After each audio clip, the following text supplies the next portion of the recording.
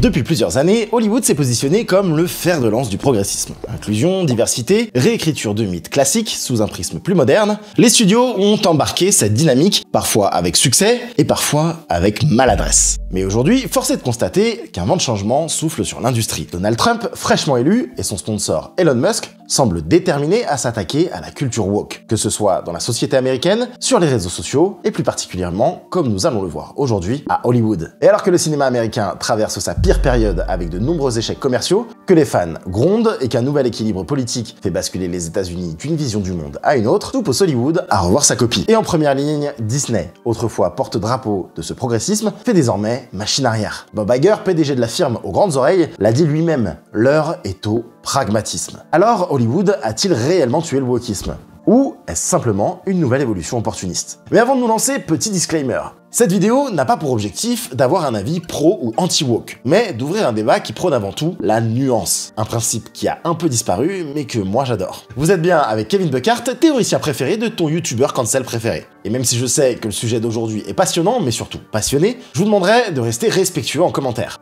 Allez, générique.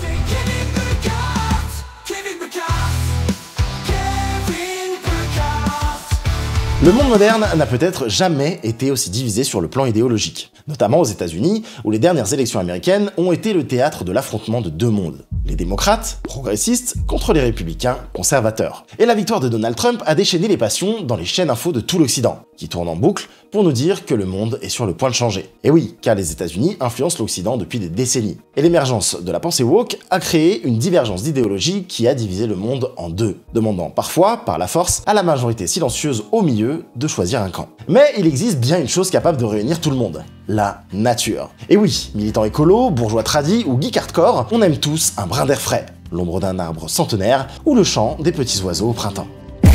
C'est pourquoi je suis vraiment content de vous parler d'Holzkern. Il s'agit d'une entreprise familiale autrichienne qui confectionne de magnifiques bijoux et montres pour hommes et femmes. Ce qui rend Holzkern vraiment spécial, c'est que tous leurs produits utilisent des matériaux naturels, ce qui rend chacune de leurs pièces unique. Du coup, deux montres ne seront jamais similaires. Par exemple, moi, j'ai choisi une montre en marbre bleu et véritable cuir marron. C'est simple, je l'adore. Et il en existe absolument pour tous les goûts. En pierre, en nacre ou en marbre, de toutes les couleurs. Il y a même des montres avec un fond en feuille ou en plume de pan. Mais aussi en noyer ou en érable avec un bois certifié FSC. Puisque évidemment, Holzkern s'engage contre la déforestation. C'est non seulement joli, mais en plus écologique. Mais surtout, Holzkern c'est le cadeau parfait pour les gens qu'on aime, même ceux qui ne pensent pas comme nous, que ce soit pour l'anniversaire de papa, ou la fête des mères, ou très bientôt la Saint-Valentin. Pour ma part, j'ai offert à la mère de mes enfants cette petite perle blanche. Elle ne porte pas beaucoup de bijoux, mais ce collier simple, discret et naturel était la pièce parfaite pour elle. Bon, et moi je me suis fait un autre petit plaisir. Ça fait un moment que j'ai envie de me prendre une bague. J'ai choisi la bague Sumo, et depuis, elle ne me quitte plus. Bref, comme vous le savez, quand je vous parle d'une marque, c'est que le bon plan n'est jamais loin. Si vous ne savez toujours pas quoi offrir pour la Saint-Valentin, ou si vous voulez simplement vous faire un petit plaisir, vous disposez de moins 15% et d'un sac cadeau gratuit avec le code HOLZKEVIN. En plus, toutes les commandes passées avant le 11 février seront livrées avant la Saint-Valentin. Le lien est dans la bio et en premier commentaire, alors foncez. Allez, on retourne à notre sujet. Le wokisme, c'est quoi ? Le terme woke vient de l'anglais awake, qui veut dire éveillé, et était historiquement aux États-Unis utilisé pour désigner une prise de conscience des injustices sociales, notamment dans la communauté afro-américaine. Il apparaît dès les années 1960, notamment dans les discours de Martin Luther King, qui encourageait la jeunesse à rester éveillée aux discriminations raciales. Au fil des décennies, il fait son bout de chemin et est adopté par différents mouvements militants luttant contre les discriminations raciales, de genre ou d'orientation sexuelle. Et ce, jusqu'à l'avènement du premier mouvement Black Lives Matter en 2014, puis du hashtag MeToo. Très vite, il devient un symbole de justice sociale plus globale, réunissant les luttes LGBTQIA+, féministes et écologistes, avec un slogan commun, Stay Woke. Rester éveillé. Une formule en opposition à une société considérée comme endormie. Un terme qui sera ensuite récupéré par ses opposants comme un dénominatif à consonance péjorative. Car la fin du premier mandat de Donald Trump en 2019 a été marquée par une opposition violente entre républicains et démocrates. En gros, conservateurs contre progressistes. Donald Trump et ses partisans se disant ouvertement anti-woke. You know what woke means? It means you're a loser. It's true. Everything woke turns to shit, okay? It's true. dénonce un instrument idéologique qui tente d'imposer de nouvelles normes sociétales de manière rigide et moralisatrice. En opposition, la campagne de l'élection américaine 2020 sera marquée par un Joe Biden se réclamant lui comme le nouveau président le plus woke de l'histoire. Et avec ce changement de paradigme aux États-Unis, le Covid va s'immiscer en tant qu'invité surprise. Le monde est suspendu, chacun s'enferme littéralement chez soi, et les réseaux sociaux se développent à vitesse grand V, notamment TikTok et son algorithme. Un algo qui pousse à ne plus voir que du contenu qui va dans le sens de l'utilisateur, créant un endoctrinement accéléré où chacun s'enferme dans ses convictions, d'un côté comme de l'autre. Sans connexion avec le monde réel, la nuance devient de plus en plus rare. Un changement de perception amplifié par l'industrie du divertissement qui a massivement intégré les thèmes progressistes dans ses productions et pas toujours de manière très à droite. Et c'est là qu'Hollywood entre en jeu. Un Hollywood opportuniste. Le cinéma américain a toujours été influencé par l'évolution des mentalités. L'inclusion et la diversité ne sont pas des phénomènes nouveaux dans le cinéma. Il a depuis toujours porté des récits qui ont accompagné les luttes sociales et culturelles. Mais ces dernières années, on peut dire qu'un basculement s'est opéré. Certains studios semblent parfois privilégier l'inclusion et les thématiques progressistes avant même la qualité du scénario et la cohérence. Oui, la cohérence, c'est surtout de ça dont nous allons parler. Car après des crises successives, des scandales à répétition et plus de 17 milliards de pertes causées par le Covid en 2020, certains grands studios décident de miser sur une nouvelle stratégie. La montée en puissance des réseaux sociaux et de la génération Z, née entre 1997 et 2012, et très engagée sur ces sujets, a poussé l'industrie à plus ancrer ses valeurs dans leur production et communication. Une évolution qui a permis de donner une visibilité importante à des talents issus de minorités, de proposer des récits plus représentatifs et de favoriser une nouvelle diversité d'histoires. Mais le souci, c'est que dans certains cas retentissants, l'approche n'est pas comprise et perçue par le public comme artificielle, voire opportuniste. Prenons l'exemple de Rings of Power, la série Amazon Prime préquel au Seigneur des Anneaux. Clairement, cette série assume une inclusion avec une diversité visible. Seulement, elle le fait de manière plutôt maladroite. Dans la première saison, chaque peuple, donc les humains, elfes, hobbits et nains, ne compte qu'un seul et unique personnage noir parmi leur communauté, sans aucune justification dans l'univers. Ils sont juste là, c'est tout. Seulement, le résultat est que ça donne l'impression d'un ajout forcé plutôt qu'un élément naturel de l'histoire. A l'inverse, la série House of the Dragon sur HBO intègre des personnages à la peau noire de manière bien plus subtile, dans un lore bien plus complet. Il s'agit des derniers descendants de Valyria, une terre perdue dont on ne connaît pas grand-chose, qui ont immigré sur un continent à majorité caucasienne, Westeros. Un peuple que George R.R. Martin avait imaginé à ses débuts comme ayant tous la peau noire, aux cheveux argentés, partageant le même don que les Targaryens pour monter des dragons. Bon, bah voilà!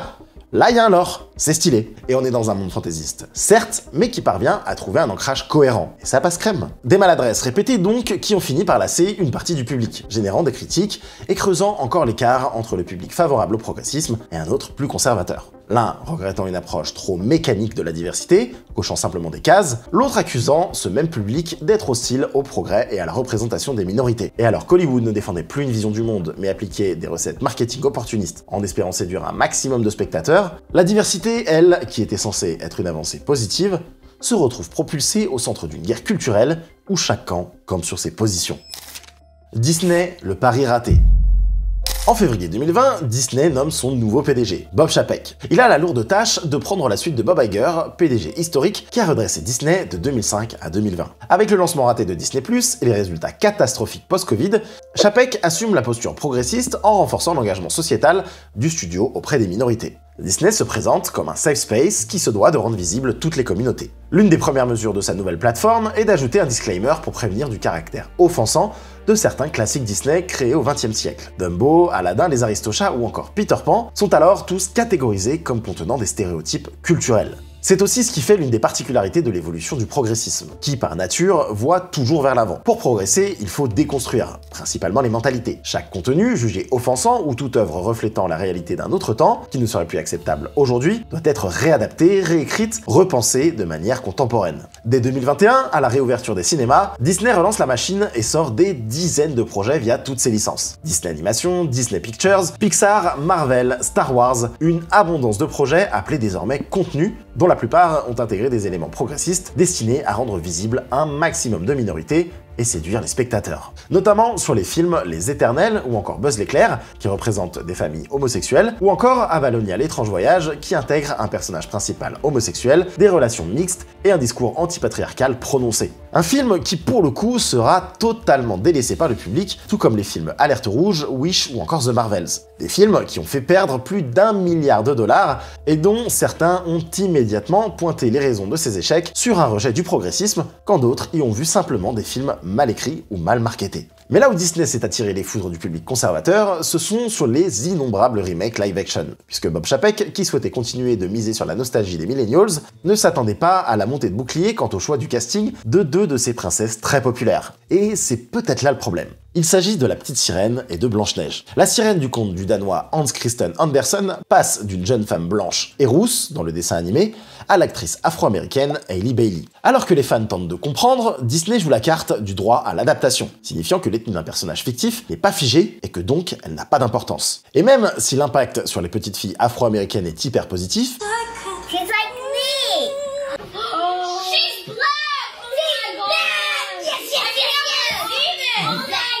puisque c'est vraiment là-dessus qu'ils ont axé leur communication, pour beaucoup il s'agit d'un nouveau faux pas maladroit qui va crisper les fans du dessin animé original. Encore une fois, c'est une décision dont la cohérence est remise en question, alors qu'il suffisait peut-être simplement de justifier ce choix par un réancrage géographique affirmé pour calmer les fans. Mais non, Disney ne souhaite pas justifier ce choix et campe sur sa position. Ils vont même plus loin, pour répondre aux premières critiques en incluant 5 autres sœurs, toutes issues d'une ethnie différente. Alors elles apparaissent 10 secondes dans le film, mais toutes seront ensuite déclinées sous forme de produits dérivés pour satisfaire les petites filles de toutes ethnies. Voilà. Inclusion, marketing, moula. Bref, un film qui sera qualifié de propagande woke, aux grandes dames de l'actrice principale qui se retrouve embourbée dans cette polémique et pris dans une vague de haine sur internet. Mais un film qui fera tout de même 570 millions de dollars au box-office, rentrant dans ses frais. Disney est content, Hailey un peu moins. Mais parlons de la polémique actuelle qui illustre parfaitement les contradictions d'Hollywood lorsqu'il s'agit d'inclusion et de sensibilité culturelle. Le 19 mars prochain sort l'adaptation de Blanche-Neige au cinéma. La princesse Disney à la peau blanche comme neige sera interprétée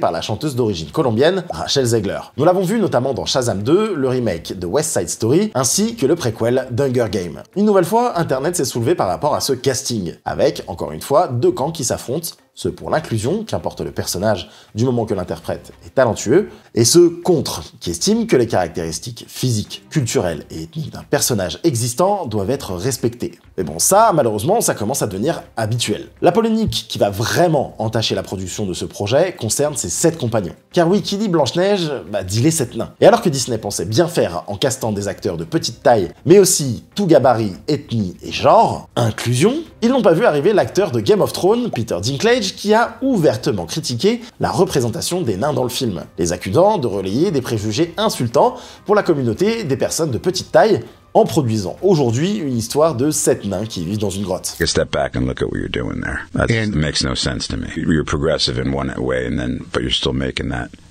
backward story of 7 dwarves living in a cave. What the are you doing, man? Alors évidemment, ça a entraîné une réaction immédiate de la part de Disney qui annonce une refonte des personnages qui ne seront plus des nains mais des créatures magiques en images de synthèse. Sauf que voilà, la communauté des personnes de petite taille, eux, n'étaient pas vraiment contents du discours de Peter Dinklage, lui reprochant d'avoir empêché cet acteur de la communauté d'accéder à une opportunité de faire une carrière comme la sienne, le traitant d'égoïste. A dwarf just dreams of being an actor. And in a Disney film, this role is made for them. So now you're taking these roles of not just one, but 7 little people away. It's so stupid. It's just dumb.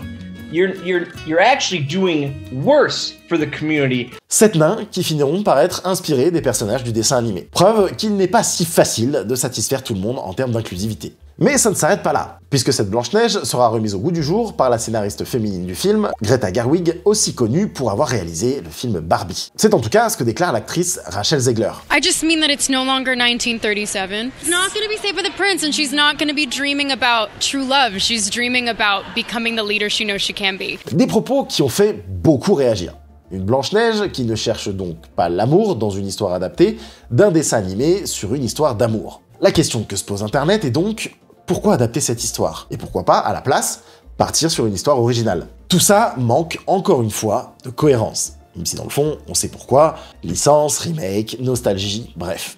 Argent quoi. Et ce n'est pas le seul faux pas qui va embarrasser Disney, puisqu'alors qu'est diffusée la nouvelle série la plus attendue de l'univers Star Wars en 2024, son actrice principale, Amandla Stenberg, fait un dérapage magistral sur le plateau de Trevor Noah. Alors qu'il l'interroge sur les critiques des haters à l'égard de son personnage, elle répond « Well, I mean, white people crying actually was the goal. Un casting fait pour faire pleurer les blancs. Amandla Stenberg. Un nouveau faux pas embarrassant pour Disney qui a accentué le sentiment anti-woke envers la marque et qui est accusé d'exercer un progressisme à 2 vitesses. Puisque les adaptations comme Aladdin et Mulan ont respecté les cultures et ethnies présents dans les dessins animés et contes dont ils sont adaptés. Mais Disney ne sont pas les seuls à être accusés de privilégier une idéologie à la qualité et la cohérence, notamment en ce moment avec la liste des nommés aux Oscars. Depuis un an, l'Académie des Oscars a changé les règles d'admission au concours. L'Académie des Oscars a mis en place une chose qui s'appliquera à partir de l'an prochain, c'est des critères de représentation identitaire très stricts. Donc en clair, pour qu'un film soit éligible aux Oscars, il faudra qu'il ait suffisamment d'acteurs d'une certaine couleur de peau et pas trop d'acteurs d'une autre couleur de peau. Les producteurs devront remplir des formulaires pour indiquer notamment la couleur de peau de toutes les personnes impliquées dans la création du film, des techniciens de plateau aux acteurs. Il faut désormais remplir un cahier des charges assez lourd pour une inclusivité complète, que ce soit devant et derrière la caméra. Autrement dit, le critère numéro 1 d'admission ne se base plus en premier sur la qualité, mais sur l'inclusion. Une décision qui a créé un tollé sur internet à l'époque et qui montre ses premières limites dès cette année, notamment avec le film Emilia Pérez et ses 13 nominations. Un film qui retrace l'histoire d'un narcotrafiquant mexicain dans sa transition de genre. Seulement, voilà. Tout le monde s'accorde à dire que le film du français Jacques Audiard n'est clairement pas à la hauteur des Oscars. Et pire, que ce soit la communauté trans ou les Mexicains eux-mêmes, tous parlent d'un film rempli de stéréotypes. Jacques Audiard, dans la sauce woke, se dit désormais prêt à s'excuser. On en est là. Face à ces polémiques, critiques et incompréhensions, certains spectateurs ont commencé à associer tout échec cinématographique à une supposée idéologie woke. Le wokisme, mirage de l'échec d'Hollywood. Ces dernières années, dès qu'un film met en avant un personnage féminin fort ou un acteur issu d'une minorité, il est parfois immédiatement catalogué comme militant. J'ai d'ailleurs entrepris de faire cette vidéo après avoir reçu plusieurs commentaires sous mes vidéos concernant le prochain Captain America Brave New World, me disant que la chaîne était trop woke. Yes. Sauf que, même si on l'a démontré, Hollywood est et a toujours été progressiste. Et non, ce n'est pas toujours la raison principale d'un échec. The Marvels, She-Hulk ou encore Madame Web ne sont pas critiqués uniquement pour leur représentation. Mais avant tout, parce que ce sont des projets pas ouf, et pour pas dire éclatés au sol. Et les studios ne peuvent s'en prendre qu'à eux-mêmes d'avoir fait preuve de paresse et suffisance quant à la conception de leurs histoires, se basant sur des suites, des licences sans fin, des préquels, des remakes et même parfois de la simple inclusivité opportuniste pour attirer les spectateurs. Pourtant, certains d'entre eux ont préféré rejeter la faute sur le public en l'accusant de misogynie ou de racisme, au lieu de remettre en question la qualité de leur production. Tellement répandu que même le réalisateur du film Kraven le Chasseur a dit que son film n'avait pas marché par délit de sale gueule. Aïe, son héros est un homme blanc, beau gosse, en pleine forme, donc il manquait d'arguments. Mais c'est juste que son film, il est pas foufou, hein. C'est tout, Jeffrey. Mais pour en revenir à mes moutons, il faut rappeler que les héroïnes badass n'ont pas attendu le Covid pour exister. Buffy contre les vampires, Letty Ortiz, Storm, Sarah Connor ou Ripley existaient bien avant qu'on parle de wokisme, et elles étaient adorées. La différence, elles étaient portées par des scénarios solides et des personnages bien construits. Tout d'ailleurs, comme on n'a jamais hurlé au wokisme, à l'époque où Blade était l'un des premiers films Marvel sortis, ou que Morgan Freeman était devenu littéralement Dieu dans Bruce Tout-Puissant. D'ailleurs, sérieusement, qui gagnerait entre Buffy et Blade? Bref, le problème n'est donc pas la diversité, mais la manière dont elle est mise en scène. Car quand elle est bien faite, non imposée, personne ne s'en plaint. Prenons l'exemple de Kang dans le MCU. Dans les comics, il est un descendant de Reed Richards, et est représenté comme blanc. Mais Jonathan Majors a tellement impressionné par son jeu dans la série Loki, que Marvel a décidé de lui proposer de jouer Kang. Personne ne s'est soucié de cette différence. Premièrement, car il a conquis le public, mais aussi car le MCU, contrairement aux comics, n'a jamais fait le lien avec Mr. Fantastic, et donc n'a pas conservé le lien de famille ethnicologique qui aurait pu avoir une importance pour le personnage. Tout comme le personnage de Nick Fury, brillamment interprété par Samuel L. Jackson. Bon, même si lui, son histoire est un peu plus compliquée. A l'inverse, si demain dans la prochaine adaptation de Harry Potter, les Weasley changeaient de couleur de peau, voire même juste de couleur de cheveux,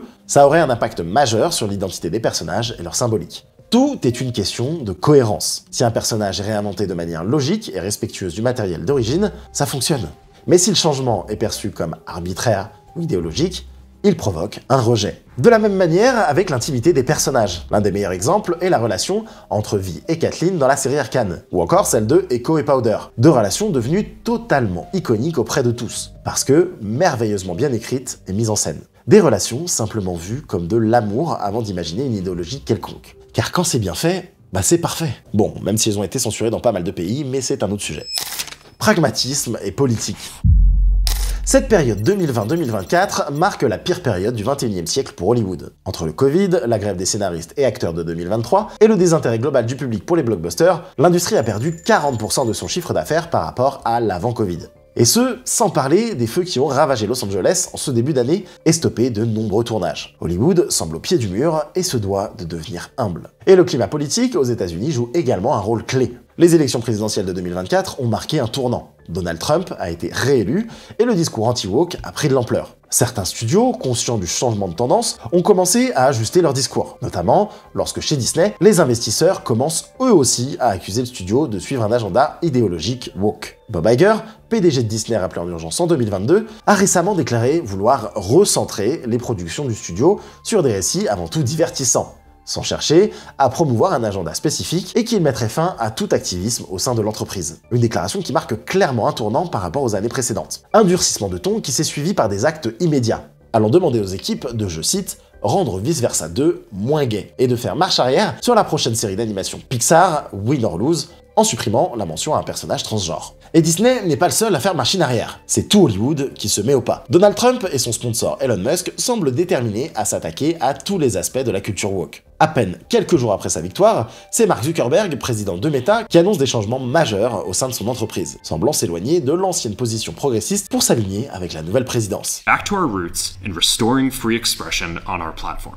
Governments and legacy media have pushed to censor more and more. TikTok aussi se voit supprimé, mais sauvé par Trump, à la condition d'être racheté à 50% par un investisseur américain. Une manière pour lui d'avoir la main sur X avec son ami Elon Musk, Meta avec Zuckerberg, et bientôt peut-être TikTok, et donc d'avoir un impact idéologique considérable. Hollywood joue depuis la carte du pragmatisme. Face aux échecs commerciaux et à la montée d'une critique grandissante, Hollywood semble amorcer un changement de cap et le syndicat du cinéma se dit prêt officiellement à travailler avec l'administration Trump, allant même jusqu'à accuser la présidence de Biden et Harris de n'avoir jamais soutenu le cinéma américain dans ces années les plus difficiles. Vous vous souvenez quand je vous parlais d'opportunisme ? Donald Trump qui a déjà annoncé, je cite, partir en croisade contre le wokisme à Hollywood en le rendant bigger, better, stronger.